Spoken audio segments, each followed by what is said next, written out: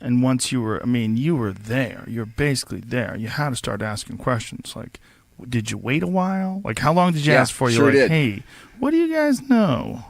Yeah. Well, for a long time I waited. Very rarely. I looked for openings. I looked for opportunities. So, for example, the stigma is so great that you're reluctant, obviously, to raise that issue. A couple times were some natural opportunities. So one of my colleagues, intelligence committee, was going to Hawaii for some oversight trips, meetings, and he went to the Maui Space Optical Tracking Facility. And I said to him, while you're there, why don't you just check and see, do they ever see anything weird they can't explain and so forth? So he did, and Pete called me up and said, you wouldn't believe this, I've got this videotape here, and it shows these weird things. And so I talked to the Air Force. They sent the tape to us. Turns out it was totally unclassified. I showed it to Senator Cohen and some others, and it ended up on national TV, actually, but didn't generate any further response. Everybody just kind of threw their hands up in the air and said, well, that's interesting, but we don't know what to do with it. It was Ted Koppel's Nightline show that this played on. It showed sort of 5 objects moving parallel to the ground, possibly in formation. They're in the atmosphere because they're burning, they're interacting with something, plasma coming off them, which wouldn't presumably be happening in space, but they seem to be too slow to be meteorites. So it was defying and difficult to explain, never did get an answer. Occasionally something like that would happen, but by and large, the issue almost never arose. The issue is a weird issue because if you bring it up in the wrong company or at the wrong time, you could be dismissed as a loon. Did you feel that when you were there, like as a person who had a budding interest in unidentified flying objects and what have you? Did you feel like this is a politically risky thing to discuss, especially to discuss like in serious terms? Like, do you believe in these things? Like, what are they? What do we know? Was that an issue? Absolutely.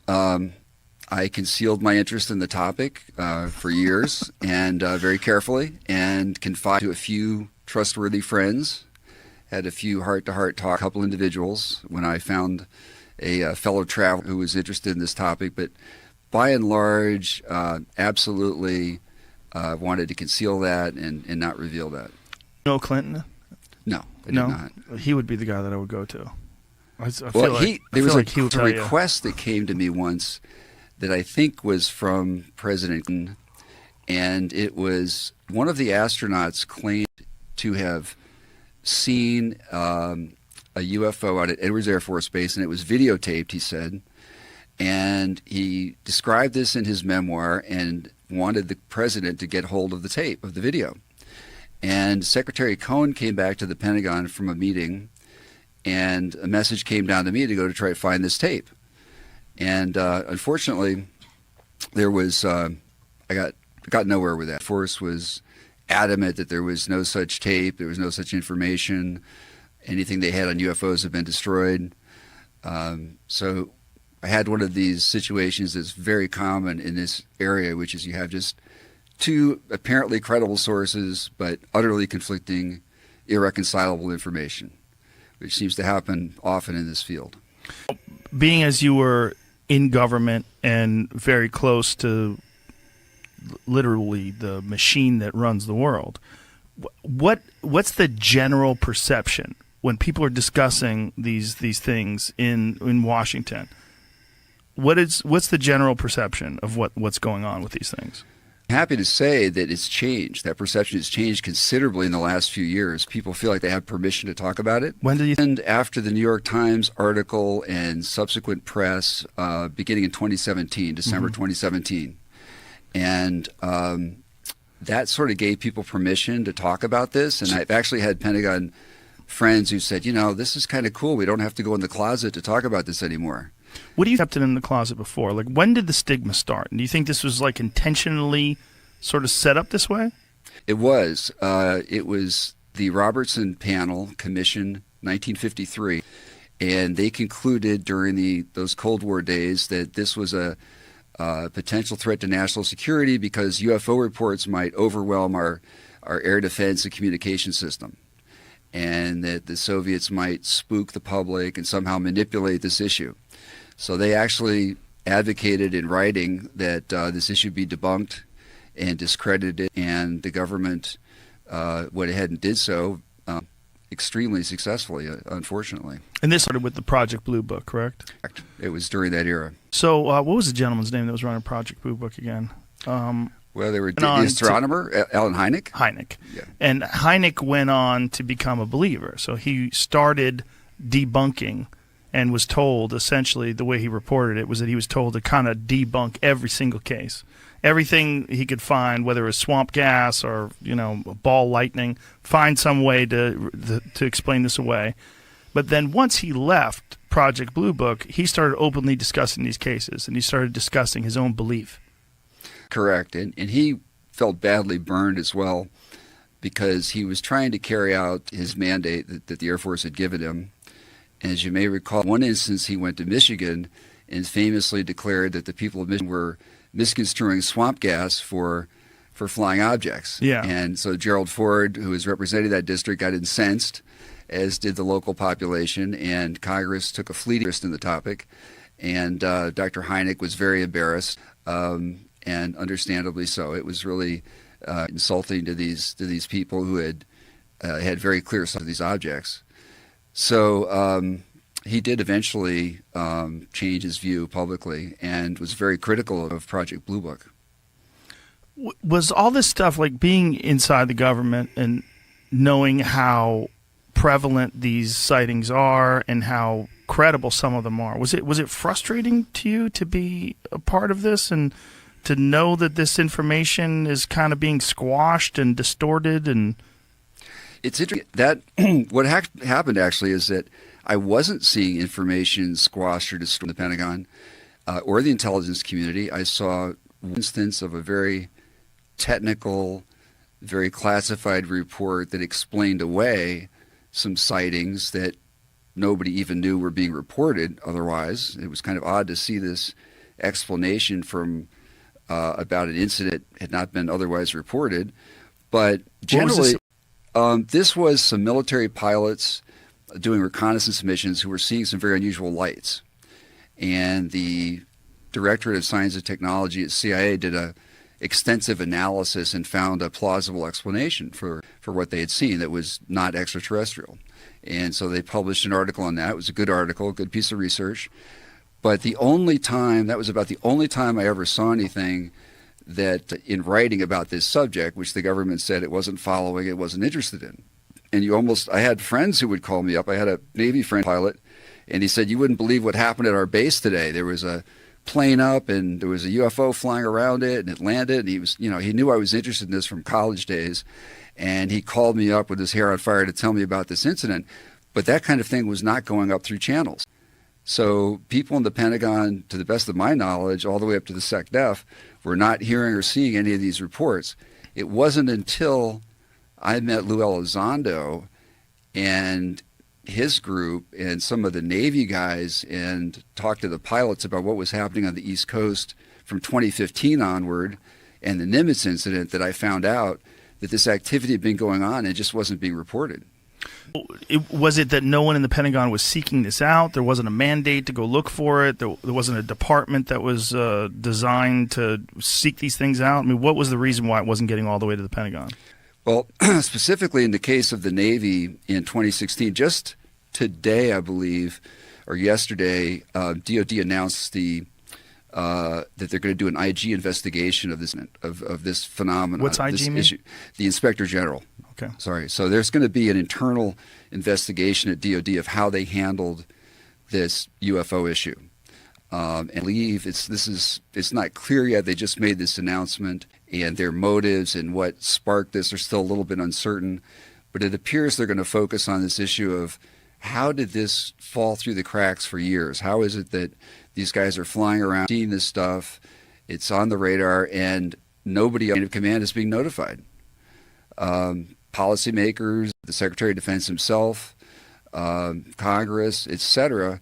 It was just going into the ether. I mean, there was no effort made to get support to any of those guys. And that's when I, kind of bullshit flag and said, this is unacceptable. And so that's when I started jumping into this. Do you think because of the stigma that's attached to the subject that they just didn't bother bringing it to their superiors? Absolutely, yeah.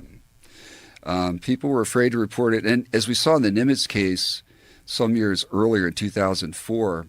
Explain what we're talking about. We're talking about Commander David Fravor and his sightings off the coast of San Diego, the tic-tac-shaped UFO that moved at extraordinary speed with no known propulsion system. They tracked it on radar. It was actively jamming their radar. It went to their predetermined point where they were supposed to scramble. Point. Yeah. So somehow or another, it had information as to where they were traveling to. Mm-hmm. Extraordinary capability. Went from 80,000 feet above sea level to 1 in less than a second. They have no idea what it is, what it does. And then the people on the Nimitz were saying they had been seeing these things. Correct. On the Princeton. And when Dave and the other F-18 landed, there was no interest on the part of the intelligence officers of doing anything really other than but ridiculing them. Yeah. So they came out, with tin hats on and foil hats, and they were playing in Black song or something. Yeah. But that case was phenomenal because there were so many witnesses and so many different sensor systems that were verifying independently the visual reporting. So there were multiple radars, there were infrared systems, perfect viewing conditions, broad daylight, middle of the afternoon, multiple aircraft, and all of the data agrees that these craft are doing things that we thought were impossible.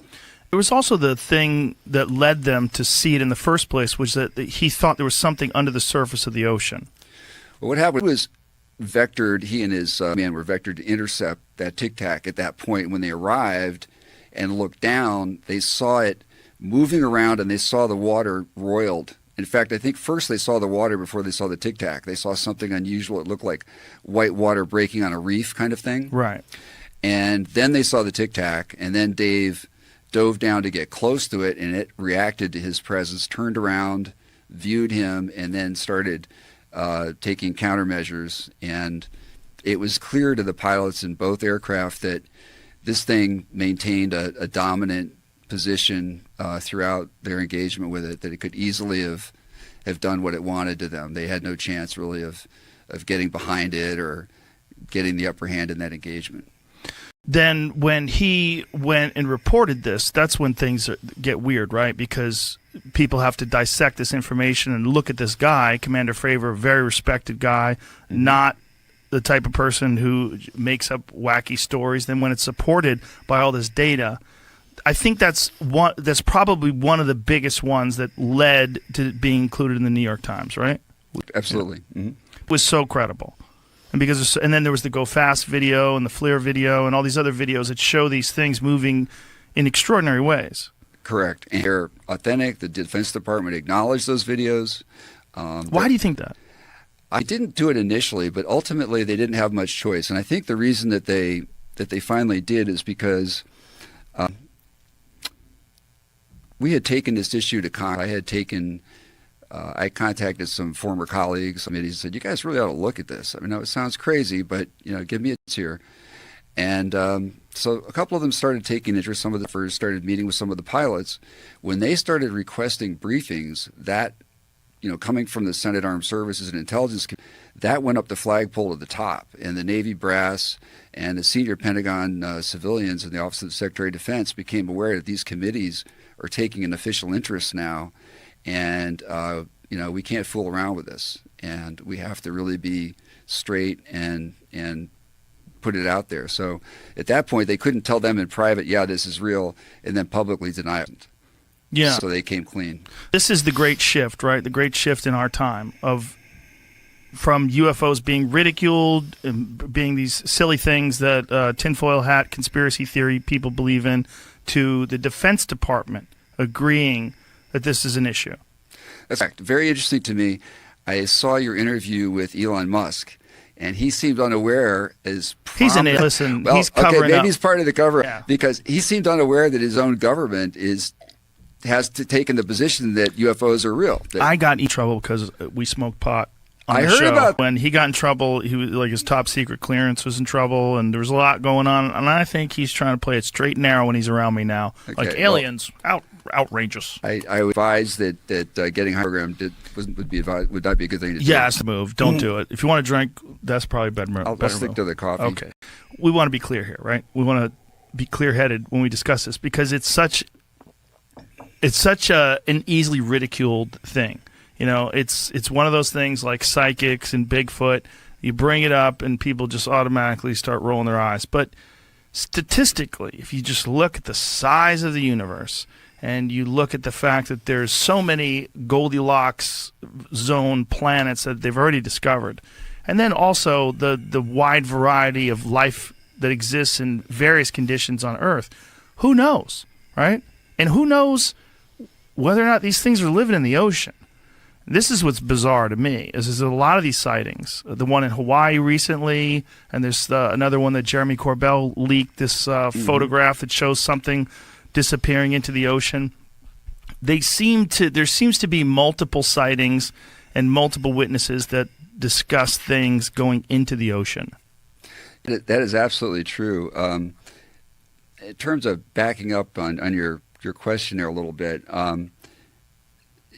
people ask me, do you believe in aliens? And that's really not the question or the issue for most people. Mm-hmm. There are probably, in an infinite universe, an infinite number of alien civilizations. Right. The question is, could we ever communicate with them or have contact, right?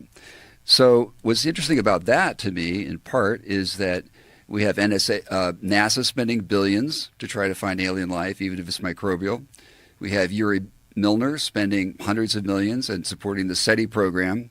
And meanwhile, we have these things flying around our atmosphere that we're seeing on the radar that kind of look and act like what you might expect if somebody sent a probe. If somebody followed the trajectory we're on ourselves today. Mm-hmm. And they're doing incredible things that we don't understand. And yet the scientific community and the government have not wanted to dare to ask the question in this context that they ask every day in this other context with NASA and spend billions of dollars on. And there's no crosstalk. Scientifically, we would expect actually they're listening for these signals from outer space, but it's more efficient to send probes and it's safer. And that's what we are doing ourselves. Right. And so that's what would probably be more likely. A probe would give more information. It wouldn't reveal the location or the source of the civilization that was sending it. It's more dynamic and versatile. It could get closer to the target, et cetera. There's all kinds of advantages, including energy.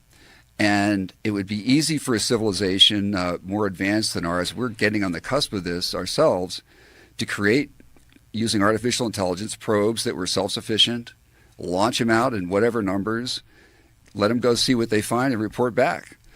And that's entirely plausible. There's no scientific reason for thinking that couldn't happen. Moreover, if even one spacefaring society started to expand outward as we are in our galaxy, in the Milky Way, within a tiny fraction of the lifetime of the Milky Way, they could explore and colonize the entire galaxy. So even if they haven't achieved superluminal travel, they can't violate the speed of light and go faster than that. If they went, say, 20% the speed of light and just continued to steadily expand their domain and explore outward in the space of 2 or 3 million years, they could have gone from one end of the galaxy to the other. So, it's not an unreasonable proposition. It's a question of getting the facts. And it's about time some of us think that we take it seriously and start looking at it. Do most people who look at this believe that this is some sort of a probe? Like when you look at the Tic Tac video? Well, Dave himself says it's not from around here. It wasn't made here, not made by us. And he doesn't propose to say where it's from. Some people suspect, as you suggest, that it could be ultra-terrestrial. It could be something inherently from our planet under the ocean that's been here for a long, long time. Perhaps a way station that some AI established that just it's a waypoint here, and it monitors what's going on this planet and stays under the ocean, comes out, looks around, reports back, and just has been doing that for thousands of years, but not aliens coming and going. There's all manner of theories. That's one of them. But I would say that on the inside, the people close to this in the Pentagon, they face the we all faces, which is what hypothesis can explain what we're seeing that is prosaic, that doesn't involve either extraterrestrials or ultra-terrestrials or something like that. It's very hard for us to believe that the Chinese or the Russians are that far ahead of us in such basic technology, such fundamental technology. Perhaps it's true, and that's got its own set of problems, but either way, we need to get to the bottom of it. That's my position, at least. There's some of these things that it's not outside the realm of possibility that's a drone, like the most recent video, the pyramid-shaped objects that are flying around. Like you've seen that, right? Absolutely, yeah. What was your take on those things? You know, I want to see the rest of the data. They've got radar data on that. And from the radar data, they should be able to gain some real insights as to where these things are coming from, going to, trajectories, speeds, all that kind of thing. That hasn't been released? That has not been released. They're still analyzing that. I don't think that they will comment publicly on that, unfortunately. But they do have that information and other information. So we should be able to gain some insights. It's entirely possible they are drones. Tyler Rogaway is a analyst of aviation issues who works for the Zone. Has written a very lengthy piece making that assertion. Could be right. I'm a little skeptical, but we'll see. That's why we need more data. What do you say? Well, the duration of flight was far longer than drones routinely can. What was the duration? Hours. So typically, if it's an electric drone, it has a very short flight time. These ships were 100 miles off the coast, conditions of low visibility, and so whoever was operating these things was traversing a long distance probably. There were only a few other ships in the area, and they know what that they were operating these craft. So they were in the air a long time. They were very rigorous in the manner in which they operated as a unit. They clearly intended to get our attention. They were operating in a manner that they were trying to provoke our air defense systems, see how we would react, maybe see what frequencies we start communicating on, what actions we take, and so forth. It's the kind of thing we sometimes do ourselves to potential areas to help game the situation out. So, I have a completely open mind on it. I just want to see the evidence, but there's some features of this that if they're drones, they're probably more advanced than anything we have. Now, one of them was flashing, right? Jamie, see if you can find that video. Is that your breathing? It is. I was trying to figure out what that noise was. See if you can find that video. I've had my COVID test. It's not no, bad. I don't think there's anything wrong with you. I was trying to figure out what that the one noise where, was. like the flashing light? Yes. That one, okay. Yeah. Have you seen, I've seen that, and it looks like it's flashing sort of the way an airplane would. Right, that's at the why. Same rate, and but what's odd about that is you're in a restricted military airspace. Commercial aircraft have transponders. You would know if they were commercial aircraft. They're looking at the radar picture, so they would know from that if it's a commercial aircraft. It's hard to understand if it was a commercial aircraft of some kind, or even a private plane, why they wouldn't be able to identify it. Yeah, well, the flashing, yeah. See, you can see it here. So this is the leaked footage, courtesy of Jeremy Corbell. So, like, you see it. Now, either it's reflecting something that's flashing off the ship, or it's flashing itself. And there was 3 of them that they tracked, right? I think that's the right number, yeah. The thing about these things is, yeah, it's extraordinary. It's crazy looking. It's weird to see these pyramids floating through the sky. But they're not moving like the Tic Tac. It's not doing something that we can't do. It's just, you see them move around. It's really weird, but it's not definitive evidence of anything at this point. It's strange, it's peculiar that it's happening around a warship and that our guys don't know what it is. And it looks like some of these things are leaving the water, which is really peculiar. So it's an example of the kind of thing that we just haven't been looking at that's going on. We've been blowing off. Right. And now we're finally getting some traction and getting the government to say, we probably really have attention to this. Do you think that there's more frequent sightings, or do you think they're being reported more now? There are certainly more reports coming, civilian and military. The technology that we have today is leaps and bounds even a few years ago in terms of resolution, distance, range, all those kinds of things. The latest generation of radars that are being deployed are a huge step forward from what was in the fleet just a few years ago. So that is probably leading to some reporting that we didn't have before, things that were out there, but the radar cross-section was so low they weren't appearing on people's scopes. So I think it's probably a mixture of things, but what is concerning in part is that some of this activity is more in-your-face kind of stuff. It's like not elusive, on the edge, you see it and it flies away. It's coming to a nuclear power station and buzzing around it and staying there. It's coming around these warships and making a point of being seen.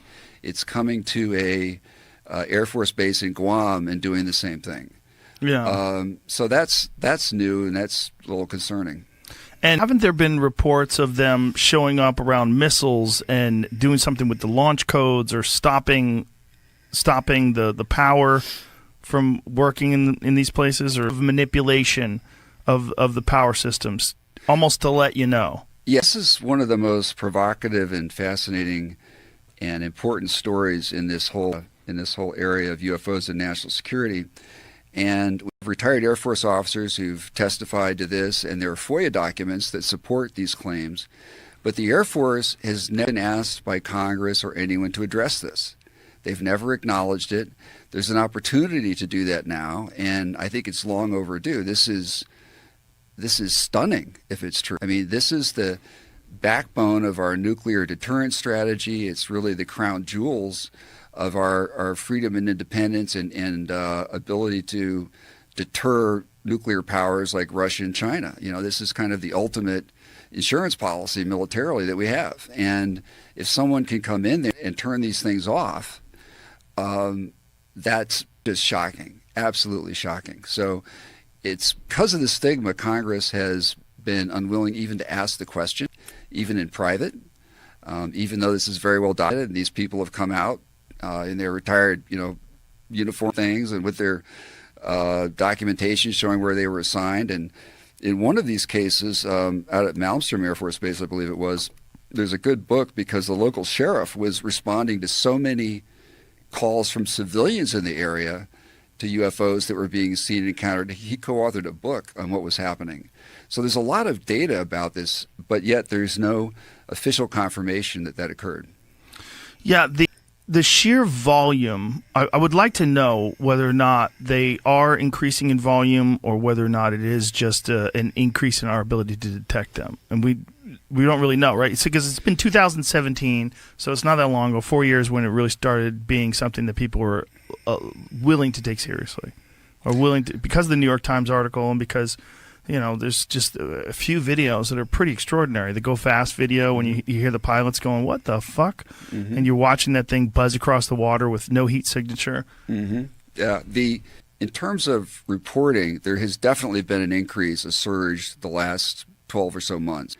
And you see this on the public side with organizations that track these things, the Mutual UFO Network and so forth. They've had a surge of maybe 20%. Some people think, well, maybe it's COVID, more people are outside looking at the night sky. That could be some of it. There are more reports that are coming with video and photographs these days. If you look at these websites, Fork and MUFON, from, say, 10 years ago, not so many people had cell phones in their pockets. Routinely now, you'll see very strange photographs and videos.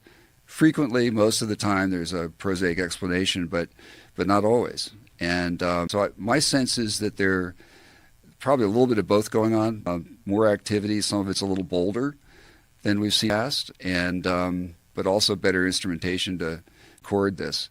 another thing that's happening, certainly on the government side, this is the big thing, is that people are less afraid to report it. So there was a lot of stuff going on. We don't know how much because nobody was reporting it. And I've been in meetings with people at the Pentagon with guys who were commander of an AWACS aircraft, for example. And they'd say, yeah, we saw some really weird stuff, but we weren't telling anybody about it. We tore up the files. Guys at the National Security Agency or other places who said, I kept a book of, anomalies, weird things, and then I didn't turn it over to my replacement. I just tore it up. So we have blinded ourselves. We've done this to ourselves and playing catch up now. Fortunately, some people are full of shit. And that muddies the water, right? Some people do make UFOs, and I dismissed it. Like this, how fast can you say how did... It just always seems like if someone's telling you about something like that, like you would have heard about it. Absolutely. I can't tell you, Joe, how quickly I dismissed it, and I didn't look into it till 2011. Okay, so that's what happened. I get invited by this guy, A.J. Javar, to a place called Peruíbe in Brazil. And I'm speaking at a conference about a film I did called I Know What I Saw.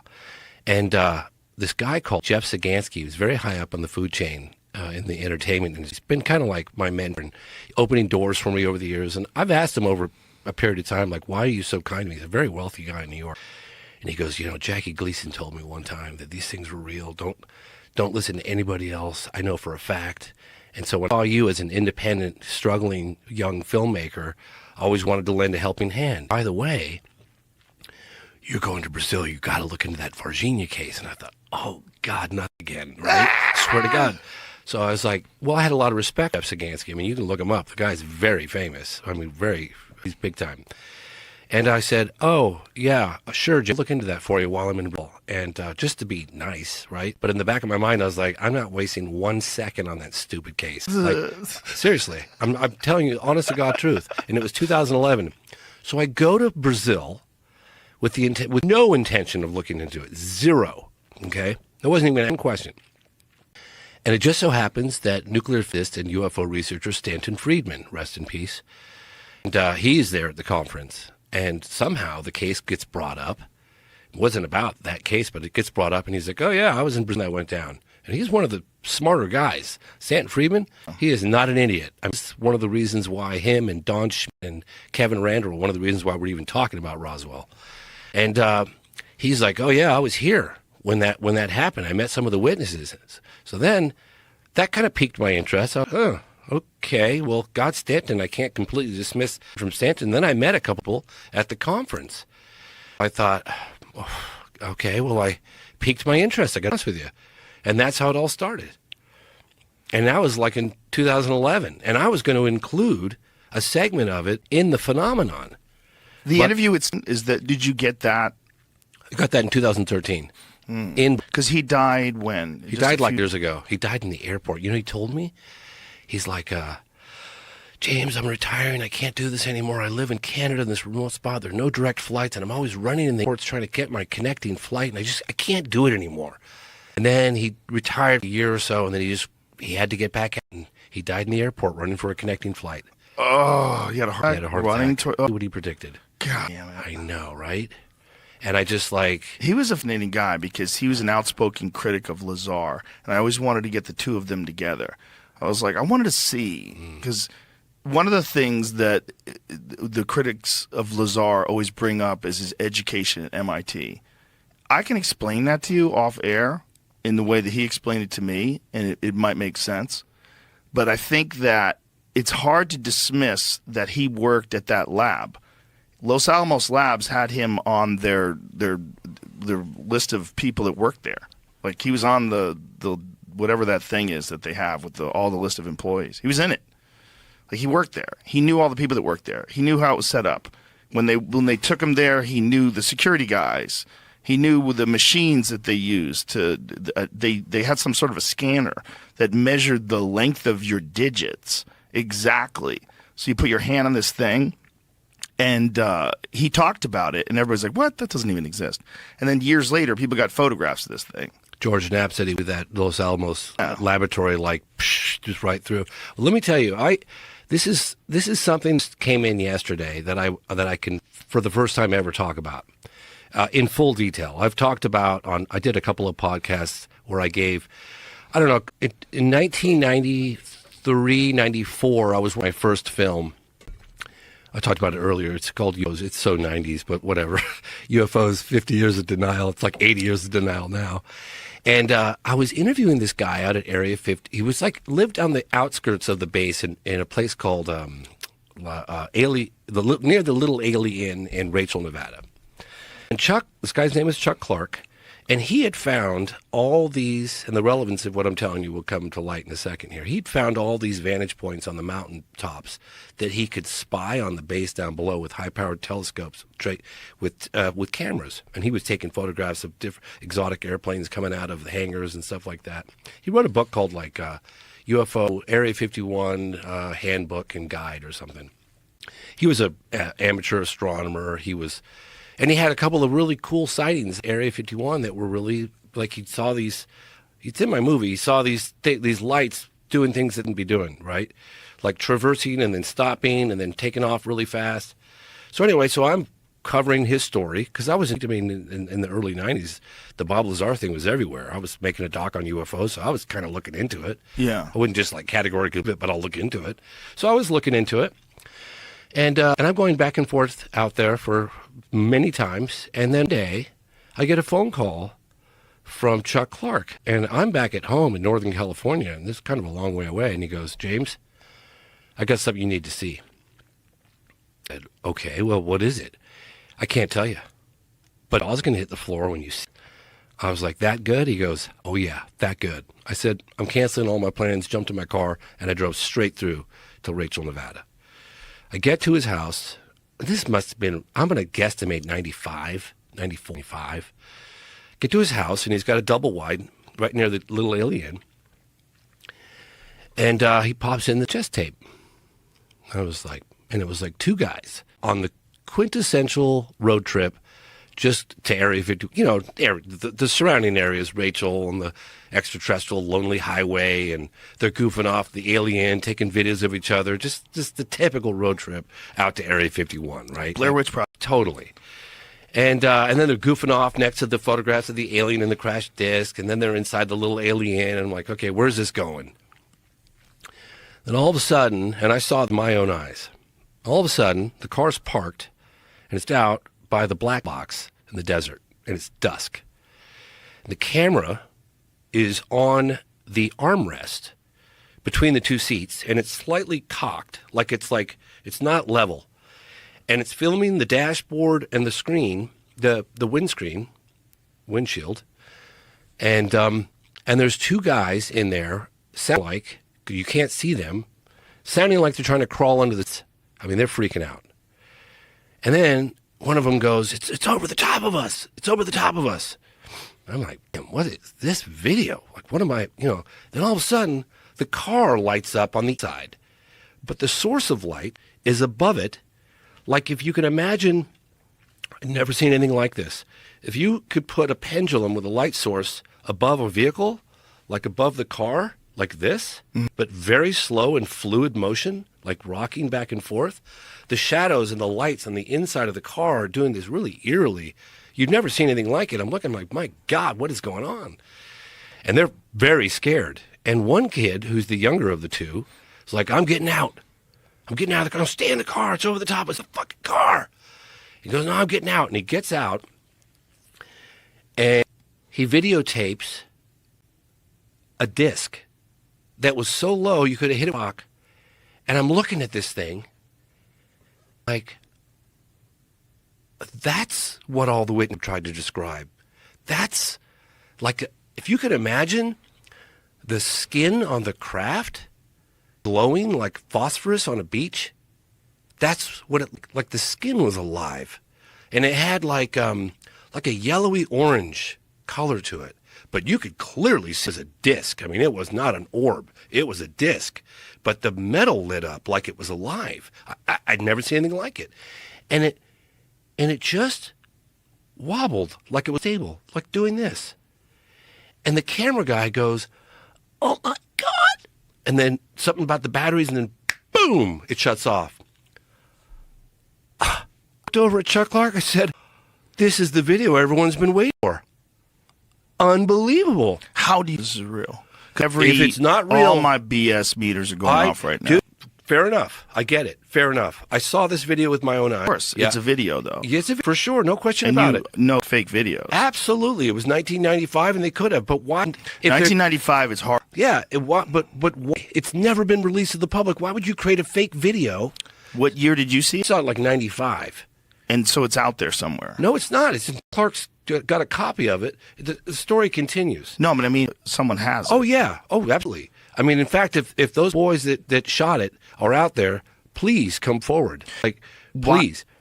How come it's acquired this? So I said to Chuck, "Oh my God, this is great. I can use this in my movie." Right? Great. He goes, "Oh no, they're terrified." I said, "Well, look, just put me in touch with the guys. You don't have to like give." But wait a minute. They're terrified. They give it to a guy who lives in a trailer. I'm just telling you. Do you know what I'm saying, though? Absolutely. Hey, I'm really terrified. I don't want it now, but I'm going to give it to you. I get it. Guy who lives in a trailer. I get it. What does this guy do for a living? He's a former military guy, and he's retired. But Just a but sit military with me guy for a on a minute trailer. here. This guy's a Fed. So that I he know. doesn't even live there. But no, he probably put on some fucking Okay, so the overalls story to hang gets out better. with you. The story Is gets his better. name Ray Epps? Joe, believe me, I get it, but the story gets better. Sit tight. Okay. Because I went on a couple of podcasts and I screw it. I don't care anymore. I see video. I'm going to start talking about it. Chuck Clark, if you ask me again after like 10 years or 12 years, I'm never talking to you again. So I was like, I of course asked him again. I said, "I'll give you 30 grand for the video," and he's not talking to me. So I went on like Concrete Cast, and I went on this guy Julian Dorian's podcast, and I went on a bunch of other podcasts, and I gave the whole story. Let's let somebody else pick up the bun with it. I'm just telling you what I saw, okay? I get contacted a couple of years ago by a guy who goes, "I saw that video too." Then another guy contacts me. And he goes, I'm a private investigator and I find people. I said, "Well, his name's Chuck Clark. Go to it." So he finds him. Right at that time, I'm going on the Impulsive podcast with Logan Paul, and I tell Logan Paul the story, and he has exactly the same response you have, and I don't blame. Okay, I'm not here to convince anybody of anything. I'm just telling you what I saw. It was very impressive what I saw. Very impressive. If it was a fake, my God, that was well done. He should be making movies with Spielberg. So anyway, This gentleman's name who has this again? Chuck Clark. What are you doing, Chuck? Well, let me finish. So Logan Paul, he's like, I want to go to this guy's house. I said, "Hey, I got the guy. He's got the information." Logan's like, "This is all behind the scenes." So Logan Paul I put him in touch with this guy, and this guy lives in the middle of nowhere. I mean, it was like Logan Paul takes a Mercedes with the guys and $100,000 in cash, a big brick. And he goes out to this guy's house in the middle of the desert. And Logan calls me in the middle of nowhere. And he's like, "You sure your contact's legit, dude? My phone doesn't work. I'm in the middle of nowhere. I got $100K cash. I can't find this guy." I said, "No, I'm sure he's good, you know." And so Logan goes in there and meets Chuck Clark. And Chuck Clark's like, "Yeah, I got the tape right here." And so he says, "I'll give you $100 grand for it." And the guy says, "No way."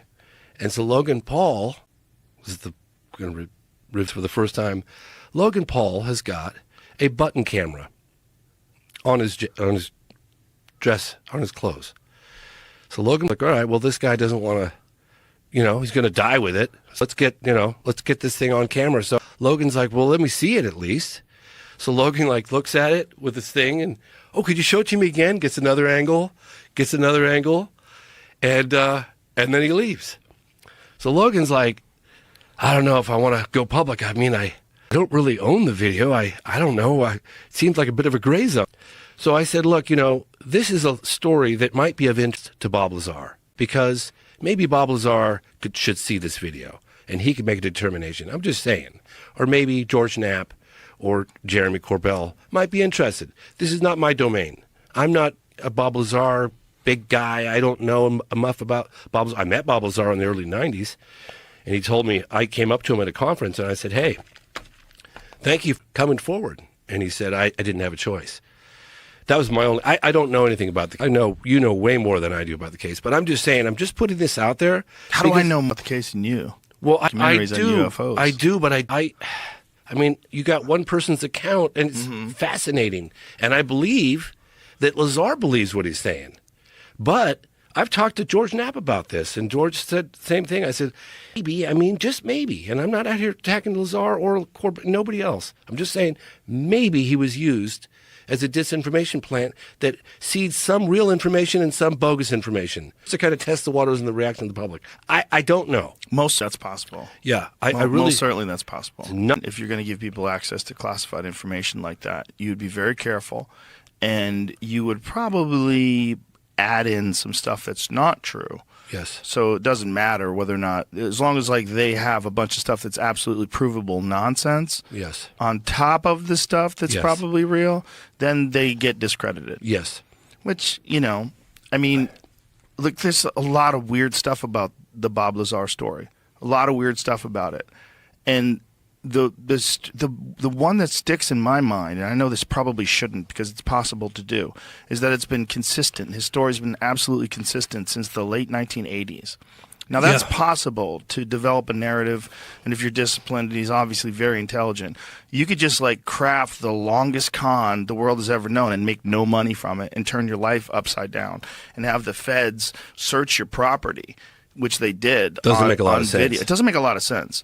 If they thought that he really was in possession of element 115 and that there really is a stable version of this element that we discovered in a particle collider, or we accurately, they predicted it and then proved it to be real in a particle collider. But that wasn't until like the 2000s. When was it like when they, I want to say, was it like 2011 when they officially discovered particle 115?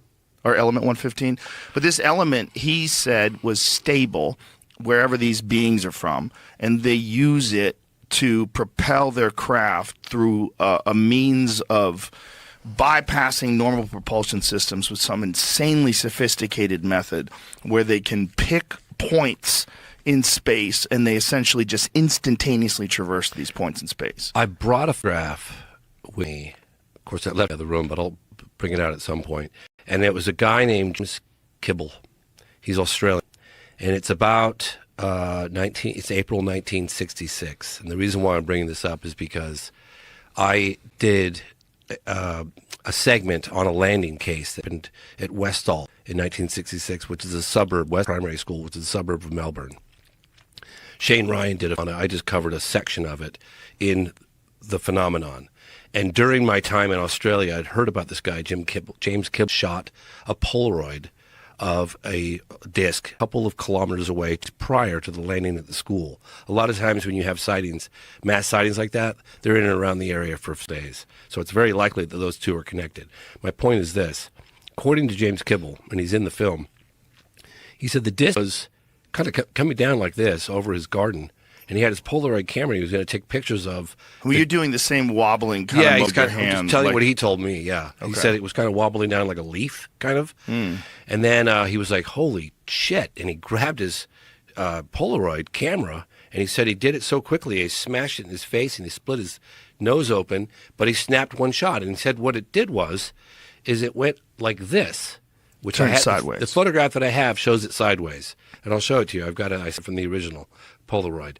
And then it shot off at an unbelievable rate of speed, according to him. Exactly how Lazar. That's exactly my point. And when I interviewed all the children and adults that watched this thing land at this Westall Primary School in 1966, they said the same thing. It was sitting on the ground. They got up to, I think, about 10 feet away from it, which is pretty remarkable. When you talk to witnesses, especially that many witnesses, I mean, there were roughly 300 kids. I didn't meet all 300 of them in the playground when this happened, and including the science teacher, this guy Greenwood, which I got him on camera first time in history in The Phenomenon.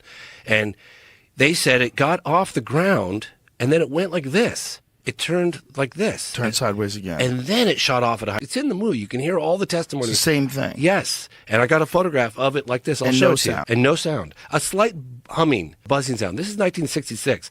So... I'm going to get to this later. We can go back to moment of contact, but I'm going to make the argument that some, and I cannot emphasize how many times we need to underline the word some, UFOs, UAP, originate from a non-human intelligence.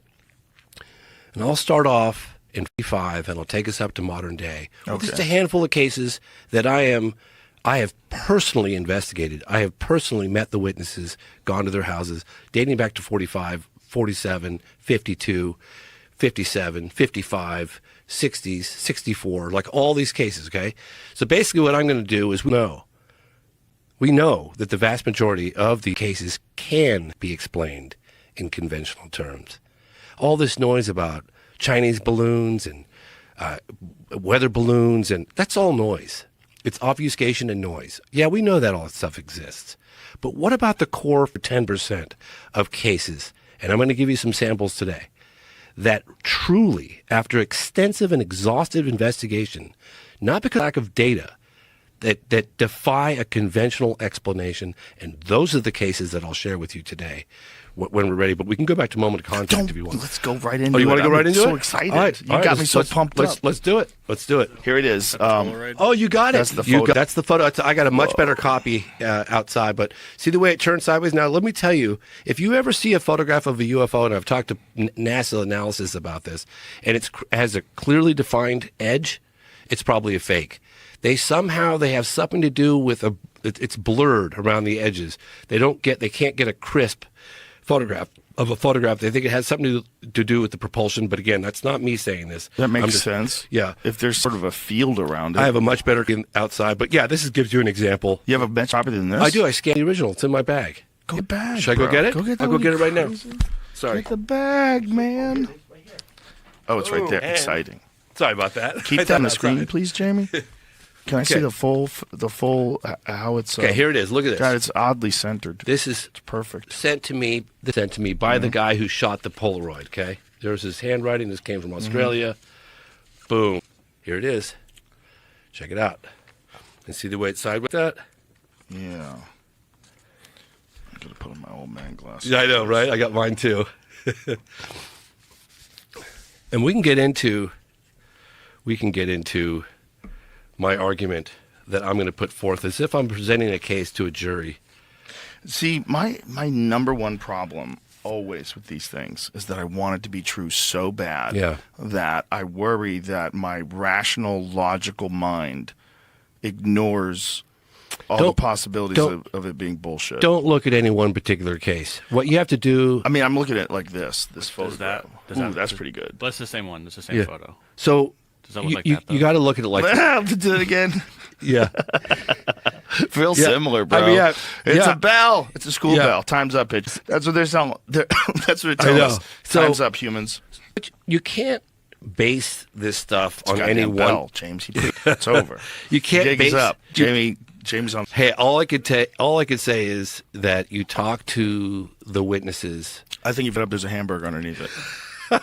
That's what I think. It's like a fancy restaurant hamburger.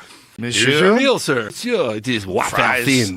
You know the kind where they don't put the bun together? You got to do it together yourself? The burger's just sitting there? But you can't. You look at the preponderance of eyewitness testimony from around the world, right? You don't look at any one particular case. You look at one particular case, you think, I see some cracks in that case. I get it. Find me one of them food lit. That's what I'm talking. That's what it is. It's 100%. We cracked the case. Yeah. It's a food lid. The burger's underneath it. Yeah. You can see the top thing. Well, Jamie, that's the propulsion system, you fool. Don't you understand UFO physics? I don't know which way it's going in the photo. That's the way it's going, that way. I don't know which way it's going. Is it going that way or this way? You could pull up 1950, Evelyn and Paul, pretty good photographs of discs in broad daylight. Yeah, they're pretty good. What is it again? McMinnville, Oregon, 1950. Evelyn and her husband, Paul Trent, snapped, I think, 2 or 3 photographs of a disc in broad daylight. You know, I know Barney Hill's granddaughter. That's incredible. Yeah. She's she like fights in the UFC. Yeah, She's that's a I heard about that. Angela Hill on the podcast, and she told me about that after we got off the air. I'm like, I should have brought her right back in. Look at that. Oh, there's a better one. Hold on. It's a hubcap. Nope, it's definitely a hubcap. that one there. That's good. That's pretty good. That one over there is a I've got hubcap. that extremely high resolution, but you've got 2 eyewitnesses never made a dime out of the story. It's been analyzed to death. Show me that hubcap one.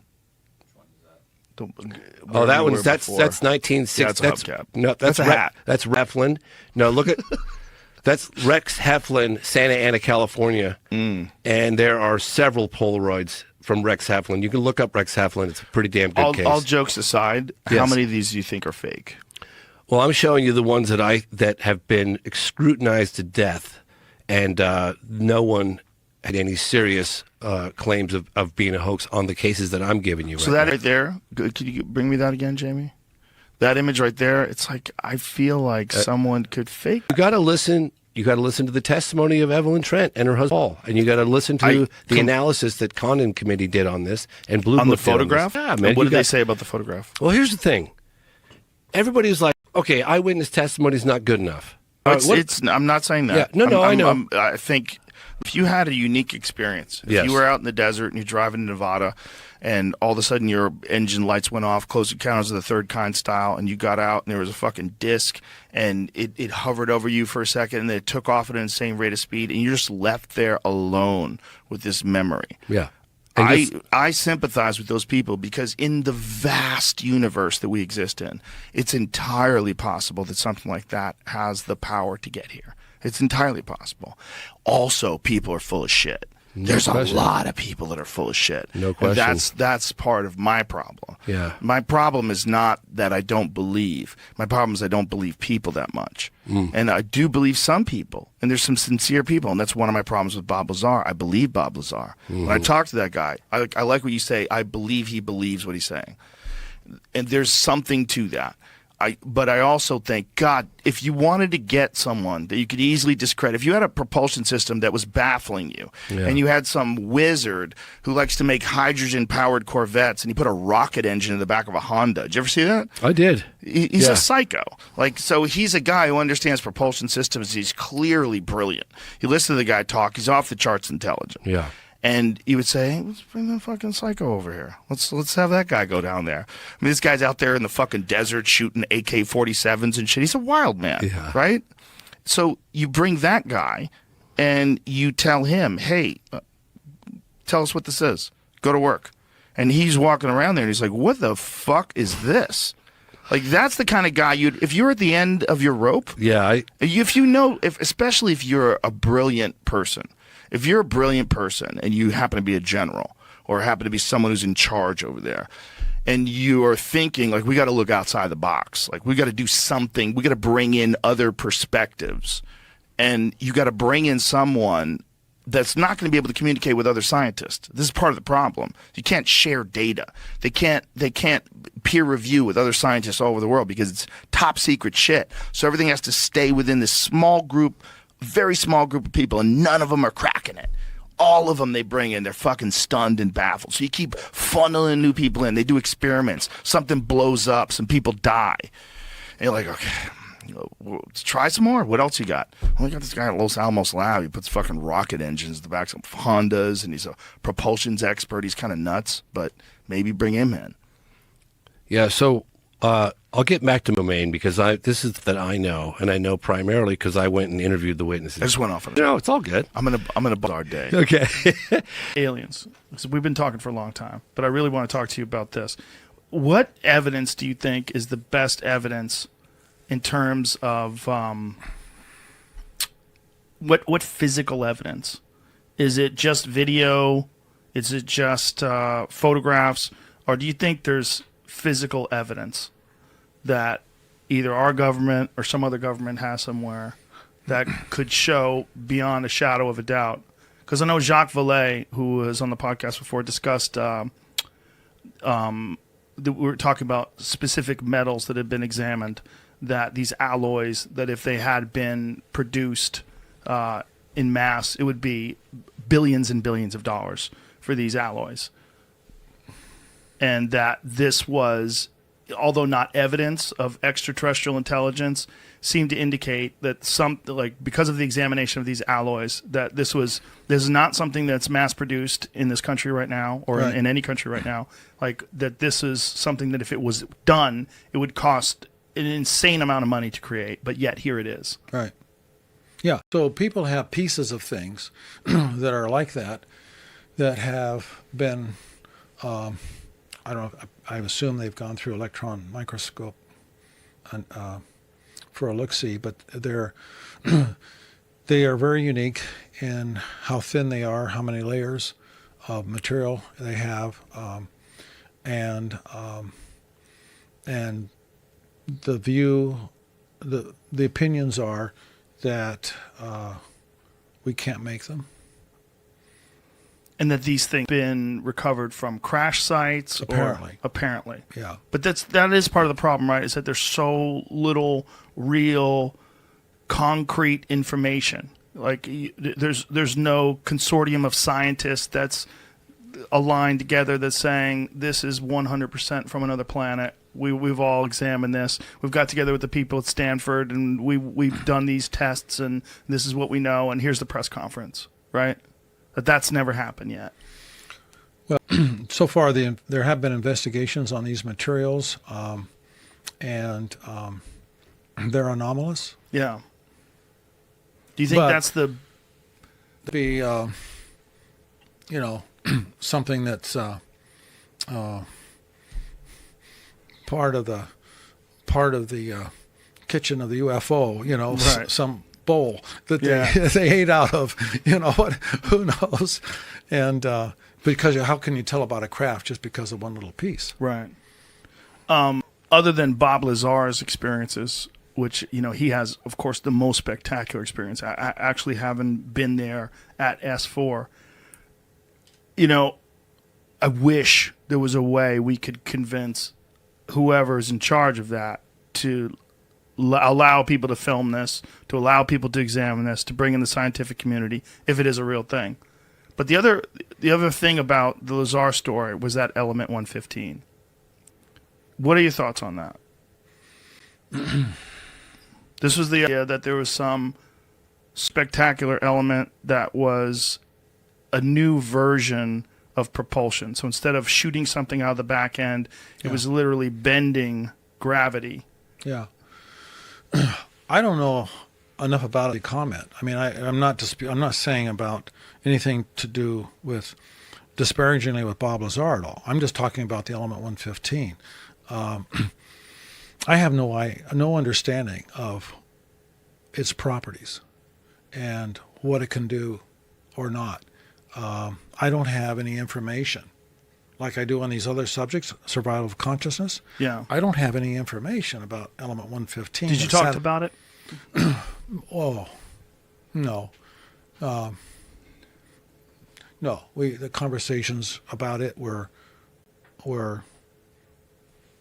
somebody had taken his and he was kind of regretful that he had let go of it in some way and he wanted to get it back and this was when he was at S4. yeah.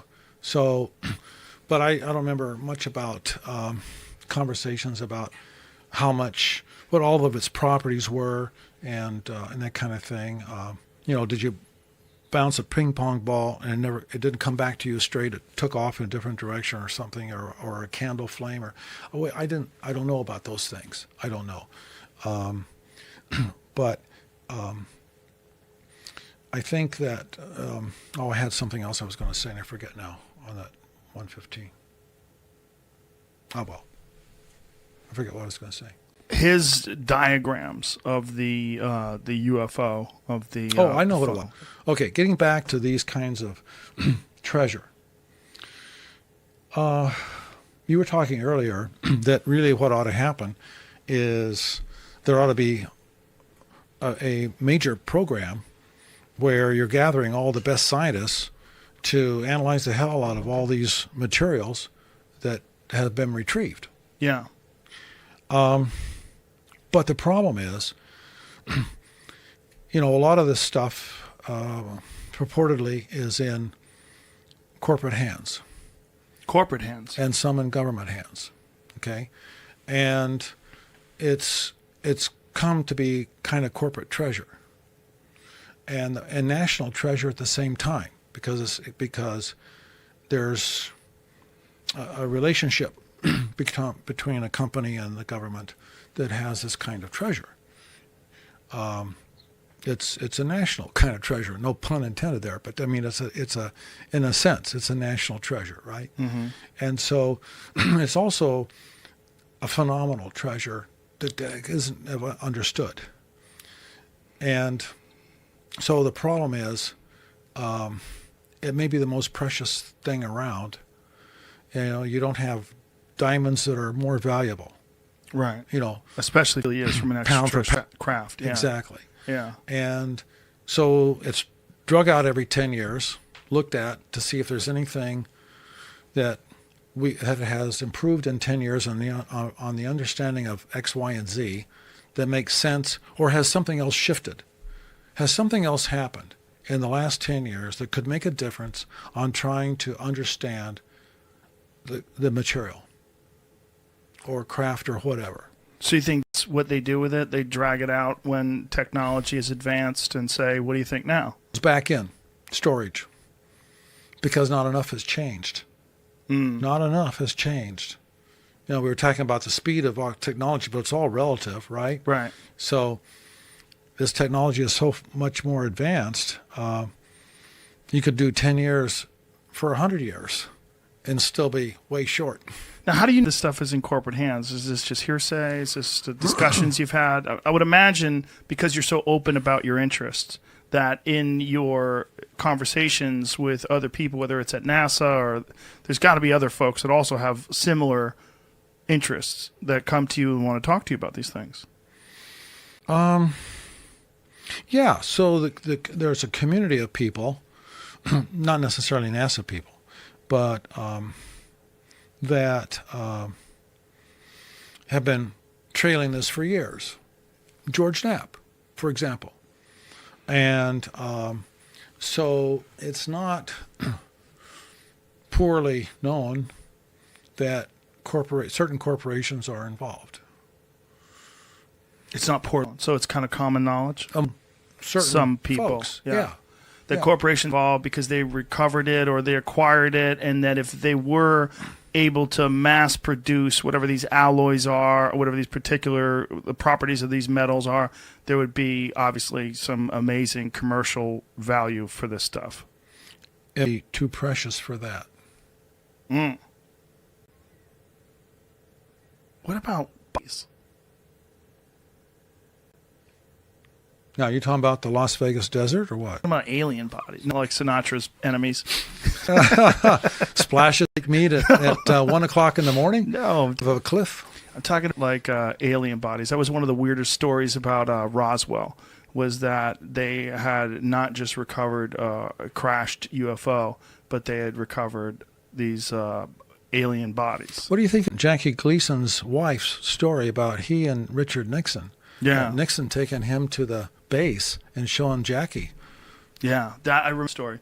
I had a friend who knew Jackie Gleason, and he said that Jackie Gleason had recreated in his backyard what he saw, what Nixon showed him. Oh, wow. Yeah, that apparently he was so blown away by Nixon. I guess they were drinking. This is the legend. Yeah. That Nixon and Jackie Gleason were drinking. Jackie Gleason's a fucking hilarious guy. Probably loved to drink. I mean, definitely loved to drink, and probably so fun to drink with. Him and Nixon are talking, and Nixon says, "You want to see a UFO?" and takes Jackie Gleason to wherever it was, Hangar 18 or wherever it was where they had this UFO, and shows him. And apparently changed Jackie Gleason's life, and he couldn't stop talking about it. And what I had heard was that he had it recreated in his backyard. This thing. See if there's a story That's a about powerful that. impact, Close isn't to it? the story I'm looking through. Yeah. So he saw something. Yeah. Listen, I'd be friends with Nixon just for that. It wasn't because of the booze, right? No, I don't think it was because of the booze. I mean, look, I am as ridiculous as it sounds for someone who doesn't believe in psychics. I'm a believer. I want to believe, you know. That's probably part of my problem is that I want to believe. Sure. And also, there's so many planets. There's so many stars. Oh, yeah. I mean, the universe is littered with planets. And the idea that this is it, that you and me, this is as good as it gets. Well, the odds of that are 1,000,000,000 to 1. yeah, they're not that good. It's off the Yeah. table. The odds are so unlikely. And then when you take into account people like Commander David Fravor, who I've had the pleasure of sitting down and talking to and listening to his explanation, and then when you realize that the way his vehicle, the vehicle that he observed, moved mirrors what Bob Lazar talked about from 1990. Mm-hmm. Now we're talking. We're in this weird realm of like, huh. So I'm a believer. Yeah. So Yeah. if the government has it, I mean, shit. In the 1960s, when Nixon was president, and him and Jackie Gleason are partying, that's a credible story, or at I think least so. a fun one. I always thought it was. You find anything? I can't find the thing about the backyard because it just keeps bringing up his UFO house he had in New York, which is like a UFO-shaped house and a bunch of interesting, cool shit inside of Oh, whoa. But this story- Maybe Well, he that's- was what influenced, you're wasn't saying. Maybe that's part of it. Okay. Upon his arrival, arms took Gleason to a building in a remote location on the site. There, Gleason, who harbored an intense interest in UFOs, saw the embalmed bodies of 4 alien beings 2 feet long with small bald heads and big ears. He was told nothing about the circumstances of their recovery. He swore his wife to secrecy, but after their divorce, Beverly freely discussed the story. That bitch. He started secrecy. That's what happens when you divorce them. That's what I find. In the mid-1980s, when ufologist Larry Bryant sued the U.S. government to get it to reveal its UFO secrets, he tried without success to subpoena Gleason. Holy shit. Look, so that's the thing in his house. Yeah. That's his yard. That's his UFO house. So he built a house that was what they were talking about. It wasn't that he just built a UFO. He built a fucking house shaped like a UFO. Where is that? New York. Is that still there? You ought to buy is it, for Joe. That's what I'm Sale. talking Yeah, about, buy bro. it. That's what I'm talking about. It Here's was the- for sale? Well, here's the realty.com thing for it. 12 million. 12 million. Gee, oh, that's a little steep for a fucking Yeah, it's goofy probably looking circle negotiable. house. You could negotiate. Must be that. negotiable. But it's Jackie Gleason's. It's probably just because it's Jackie Gleason's.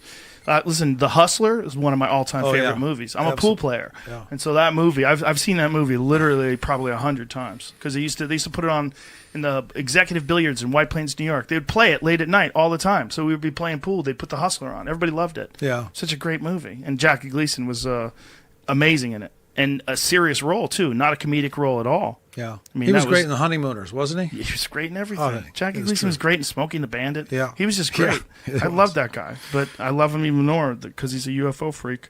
The back thing, the other side. Push that down. There you go. Bam.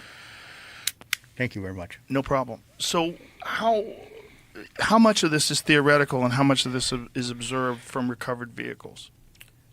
I'm not allowed to talk about what the government may or may not have in its possession, other than that so I went through a very lengthy Pentagon review process. Recently, I wrote, I won't talk about it here, but I wrote something, and I had to go through Pentagon to have a review process, and it took almost a year. In this thing I wrote, I talk about up to the part I can talk about, and they approved for me to talk about up to that point.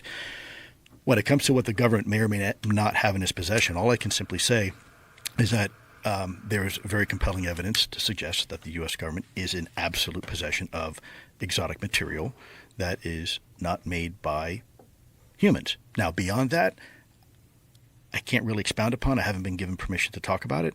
But what I can say is what I've already said for the record, which has been approved. Pentagon, I won't get in trouble by saying it. Is that we are there's very compelling data to suggest that we are in possession of Why is the exotic- pen teasing us? Why do they tell you? Why are they allowing you to say we are in possession of something that was not made by human beings, but not allowed to elaborate, not allowed to show these very compelling videos that you're talking about that you've seen? Well, 2 reasons. I don't think they have a choice. I think with now the introduction of cell phones and Ring cameras, the cat's out of the bag. It's the worst kept secret at this point. 2, there is a faction, unlike before in the Cold War, There's a faction of people inside the government that do want this conversation to occur. But equally, there's still a faction of people that are very mad with me. They do not want me having this conversation. And mark my words, just by me being on your show, it is going to cause an absolute storm inside the Pentagon. And I am sure the other shoe's going to. I promise you, you're going to hear all sorts of stuff. People make stuff up about me trying to discredit this topic, because as many people are in the government that want this topic to be discussed now, there's still some people that do not want this conversation. Could steelman their position? Steelman their position, meaning could you argue it from their perspective? Absolutely. Like why? Sure. What would be a good reason to keep this stuff quiet? And I want to preface here, I'm not fear mongering. No, I don't think you are. Look, if I was a military person, right, I would look at this from the perspective of there's three options. They're good, they're neutral, or they're bad. So let's go down this road for a second. Let's say they're good, right? Well, we got nothing to worry about. The problem is there's nothing to suggest that they truly are benevolent. People say, well, they're like, they don't want us to nuke ourselves. Well, I discuss it in what I wrote, that there's no data to suggest that. They didn't stop us from dropping atomic bombs on Hiroshima and Nagasaki and vaporizing 500,000 living souls. They didn't stop us when we started developing nuclear weapons from the atomic age. They didn't stop the proliferation of nuclear weapons. They didn't stop the testing and the range of atomic and nuclear weapons. And now, how many countries have weapons and nuclear weapons? A lot, right? They didn't stop Chernobyl. They didn't stop Fukushima. They didn't stop 3 Mile Island. So to say that they're here to help us, I'm not sure there's data. People say, well, in Minot and in North Dakota and Montana, the UFOs came in and they interfered with our nuclear weapons, and they brought the entire Echo flight offline. Which, by the way, I have the government report on that if you want it. But in Russia, a lot of people don't know, they turned them on. Right? So that's equally scary. They're interfering with our nuclear capability, whether to attack or to defend ourselves. So when you turned them on in Russia, this is a Russian report? Yeah. So this is I don't know if you remember the congressional hearing that occurred last year where with David Grush? The other one, with Undersecretary of Defense for Intelligence, Ronald Moultrie, and some from the Navy. And I think it was Congressman Gallagher that asked the very specific question. And he said, are you aware of UFOs interfering with our nuclear capabilities? And the response was something like, no, I'm not really familiar with it, never heard of it. And then the question was asked specifically at these locations. And the government's response was, no, not familiar with it. Well, here's the actual report from the Department of Defense. This is the actual intelligence report that was released through FOIA. There's a gentleman out there who runs a site called the Black Vault. His name is John Greenwald. He's probably the world authority on Freedom of Information Act, and he has a wealth of data that is available to the public that he has received from the government. This is one of those documents. This is the document that our own government has no idea apparently exists. I like how they write it in all caps. Yeah, that's the old ring. So obviously there's some people that don't want this to be released, and obviously there's some people that think that the general public has a right to know. I believe so. That's been my observations and my experience. Well, that makes sense. Like when everybody says the CIA does this, like, okay, who?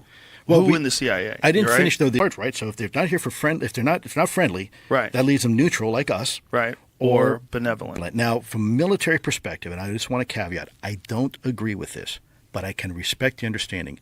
You, sir, are a general, and I say to you, you cannot prove that they're not here to do something bad. But what we do know is that they can interfere. They're very interested in our military capabilities, and they have interfered with our nuclear capabilities, right? Mm-hmm. From a military perspective, that looks an awful lot like something we call IPB, Initial Preparations of the Battle Space, or perhaps even ISR, Intelligence, Surveillance, and Reconnaissance. Whenever we're going to go into a foreign country and invade, we do long-range surveillance. We want to know how the enemy operates, how they react. So even if there's a 2% chance, 5% chance that these things are here to do something malevolent, right? Mm-hmm. Then we probably should not tip our hands to the fact that we are aware of it publicly, because what happens the moment that the bad guys in a foreign country find our surveillance team over the border? We've got 12 hours. We got to invade, because the element of surprise is now over. So some may feel government, the mere fact of acknowledging this if there is some sort of malintent, may push up artificially a clock that exists somewhere for these things to say, okay, the foolish humans are now, the cat's out of the bag. They know we're here. We need to go in now for whatever reason they may have. So that is the military mindset potentially of some of these individuals who want to keep this secret. So they're about an actual invasion. But they have to be. That is Right, that of course. is the role of our national security Right. apparatus, right? Even if Yes. there's a 1% chance, Right. they have to consider that in their planning and in their decision-making matrix. So again, going back to what I said, I respect that. I don't agree with it, but I can respect that. If that is the reason why, then I would say, okay, look, in your heart, you really do have the best interests of the American people. You are a patriot. I can accept that. Again, I don't think it's your decision to make. I think it needs to go to Congress. I think it needs to go to the president. Let the American people decide. I think America can handle the truth. I think